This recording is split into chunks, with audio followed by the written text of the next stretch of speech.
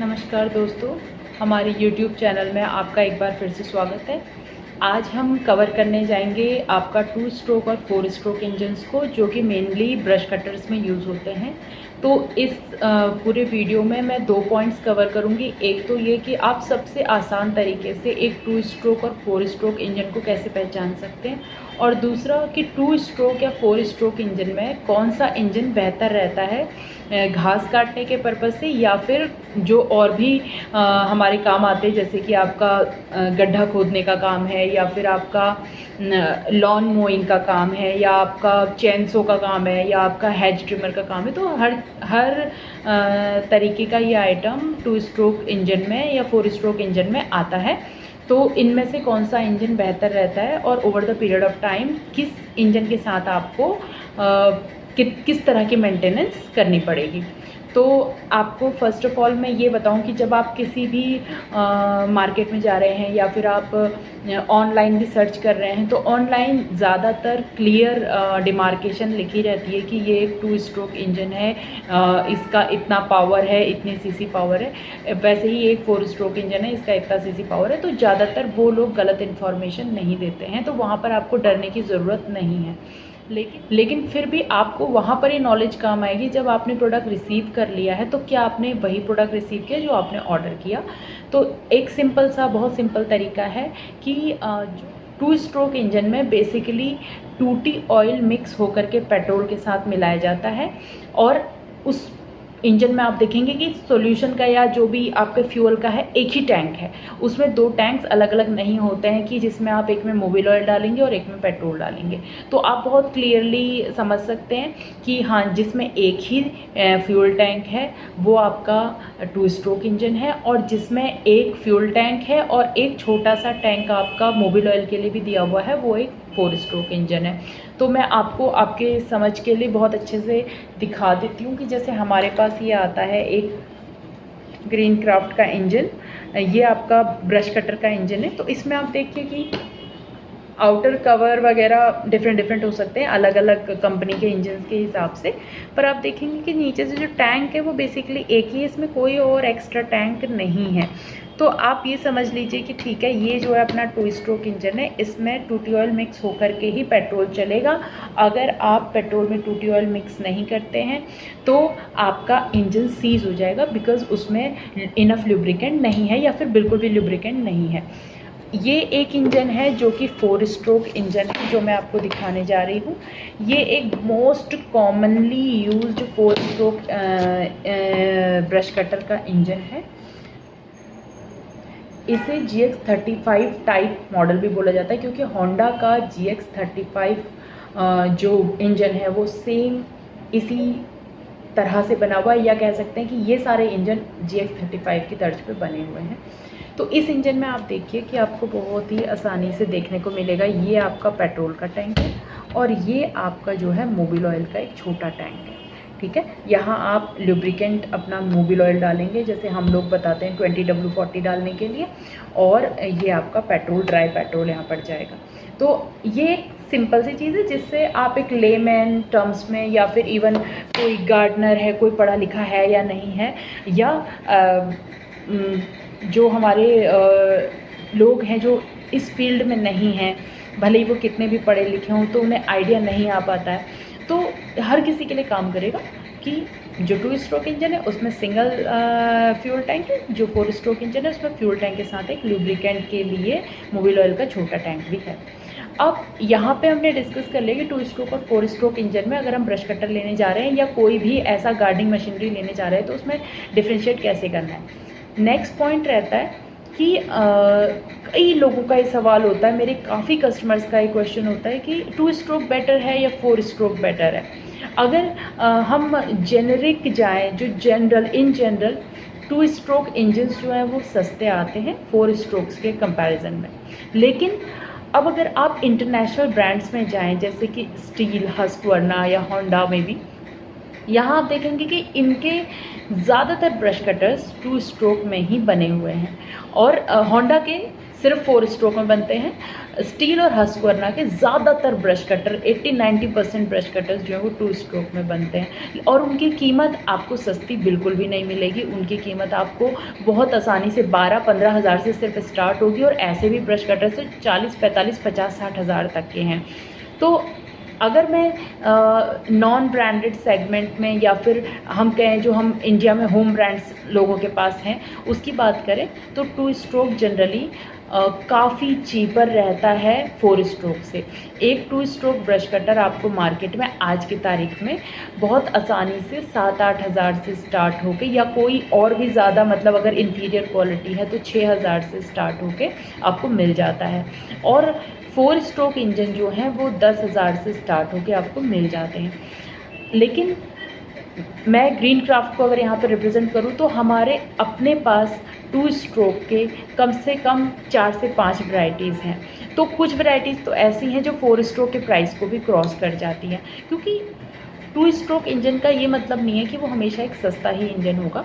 2 stroke और 4 stroke में basic जो 3-4 डिफरेंसेस है वो ये हैं कि 2 स्ट्रोक इंजन जो होते हैं बहुत जल्दी गर्म हो जाते हैं। आपको ये रिकमेंडेड रहता है कंपनी की तरफ से कि आप कोई 2 स्ट्रोक इंजन जब चला रहे हैं तो उसे 25 से 30 मिनट के अंदर पे चला के उसे बंद करें और उसे 10 से 15 मिनट का रेस्ट दें।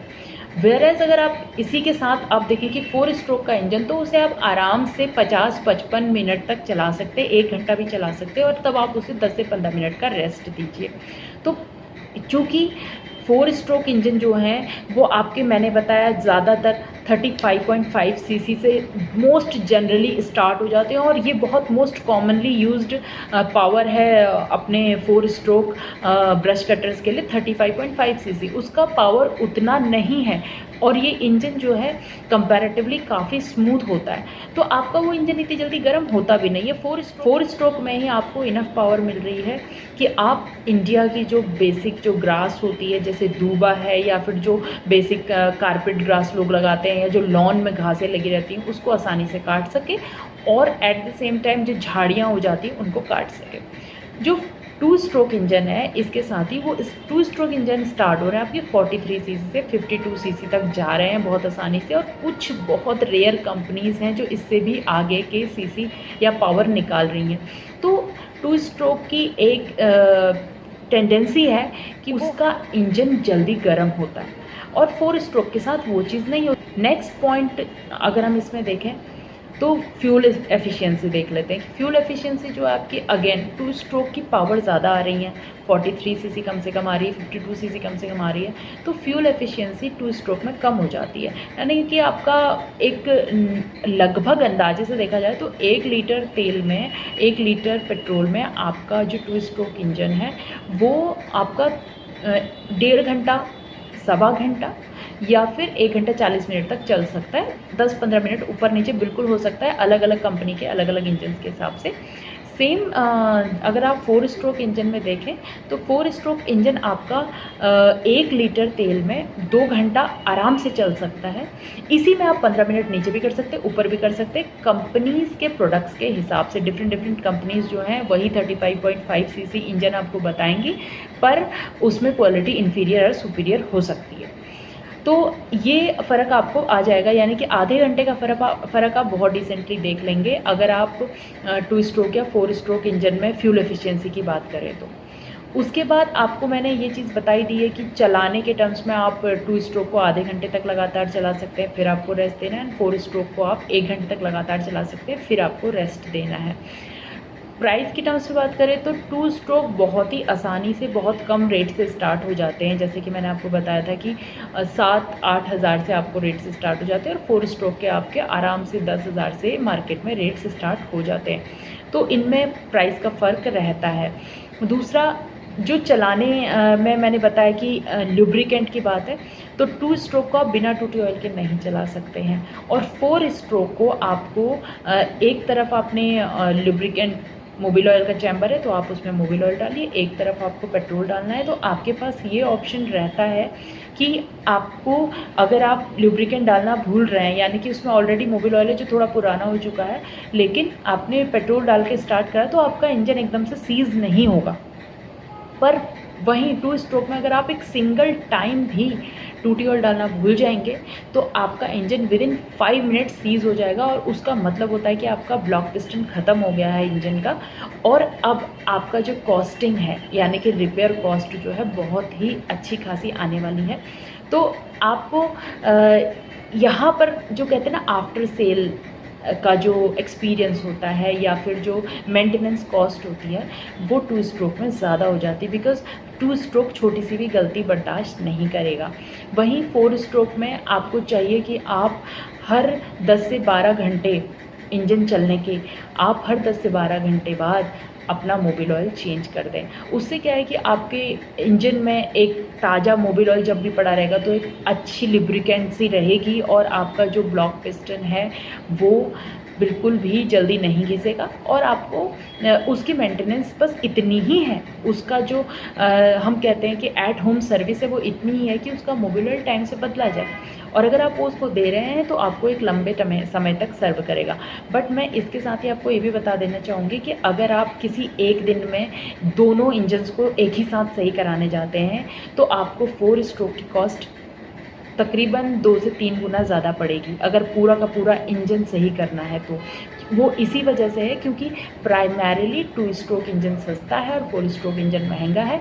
तो अगर आप पूरा इंजन का काम दोनों का एक साथ कराएंगे तो आपको 4 स्ट्रोक का इंजन महंगा पड़ेगा 2 स्ट्रोक के कंपैरिजन में। बट चूँकि हमारा ये कस्टमर एक्सपीरियंस है इन जनरल कि 4 स्ट्रोक इंजन इतनी जल्दी वापस आते ही नहीं है जितनी जल्दी 2 स्ट्रोक इंजन आ जाते हैं। फॉर एग्जांपल आपको साल भर में या 1.5 साल में एक बार 4 स्ट्रोक के पूरे इंजन का काम कराना पड़ेगा, पर हो सकता है आपको 2 स्ट्रोक का 3 से 4-5 बार कराना पड़ जाए छोटी छोटी गलतियों की वजह से। वो उसका जो ब्लॉक पिस्टन है वो तब भी घिस जाएगा जब आप उसको लगातार 1 घंटा चला देंगे, क्योंकि वो इतनी ज़्यादा हीट अंदर हो जाती है कि डिफॉर्मिटीज़ आराम से हो जाती हैं आपके ब्लॉक पिस्टन के अंदर। तो आपने छोटी छोटी चीज़ों का ध्यान रखना है जब आप अपने दोनों इंजन्स में से कोई भी इंजन ले रहे हैं और उसे चला रहे हैं। अब सवाल आता है कि कौन सा इंजन बेहतर है, 2 स्ट्रोक इंजन बेहतर है या 4 स्ट्रोक इंजन बेहतर है।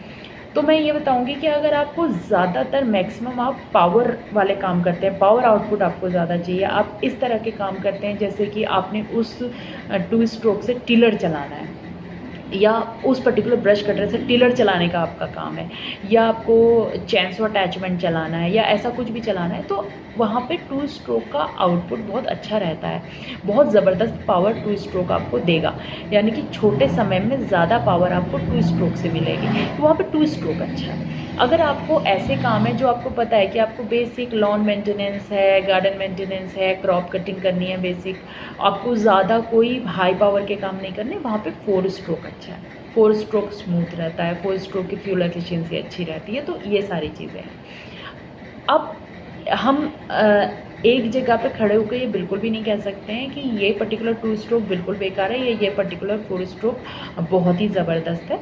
आपने हमेशा अपनी रिक्वायरमेंट को ध्यान में रखना है कि जब आप वो मशीन खरीद रहे हैं तो आपकी रिक्वायरमेंट क्या है। और अगर आप दोनों मशीनों को, आप एक मार्केट से 7 या 8 हज़ार की मशीन खरीदते हैं जो कि 2 स्ट्रोक है और एक 10-12 हज़ार की मशीन खरीदते हैं जो कि 4 स्ट्रोक है, लेकिन आप उसको बहुत ही सही तरीके से चला रहे हैं जैसे कि कंपनी गाइड कर रही है, तो आप यकीन मानिए कि आपका 2 स्ट्रोक इंजन में भी बहुत अच्छा एक्सपीरियंस रहेगा, आपको एक्सपीरियंस ख़राब नहीं होगा, क्योंकि आप हर चीज़ का ध्यान दे रहे हैं, आप टूटी ऑयल के अमाउंट का ध्यान दे रहे हैं, आप उसको आराम दे रहे हैं इंजन को बार बार। 2 स्ट्रोक इंजन की बहुत कॉमन प्रॉब्लम है कि वो ओवर हो जाता है, तो आप इस चीज़ का भी ध्यान दे रहे हैं कि जब वो ओवर हो जाए तो उसे इनफ आराम दिया जाए, 1 से 2 घंटा 3 घंटा आराम दिया जाए, बजाय इसके कि आप उसके बावजूद उसको स्टार्ट करने की कोशिश किए जा रहे हैं। तो अगर आप ये सारे नियमों से वाकिफ़ है, आपको बहुत अच्छे से पता है, नॉलेज है, तो आपको सस्ता 2 स्ट्रोक खरीद कर भी एक अच्छा कस्टमर एक्सपीरियंस मिलेगा।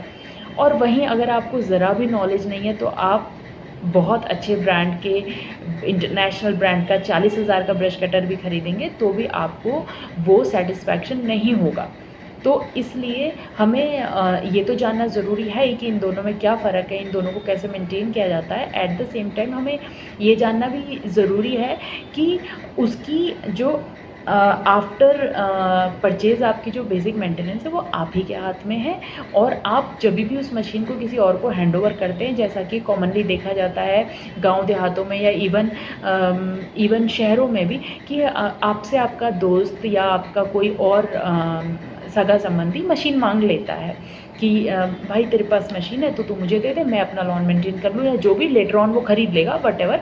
लेकिन फ़िलहाल वो आपसे मांग रहा है तो आप उसे वो सारी चीज़ें समझाएं जो आपको पता है उस मशीन को मेंटेन करने के लिए, ताकि आपका एक्सपीरियंस ख़राब ना हो और आप जो है ट्रस्ट कर सकें अपनी चीज़ पर और जिस कंपनी से आपने ख़रीदा है उस कंपनी पर।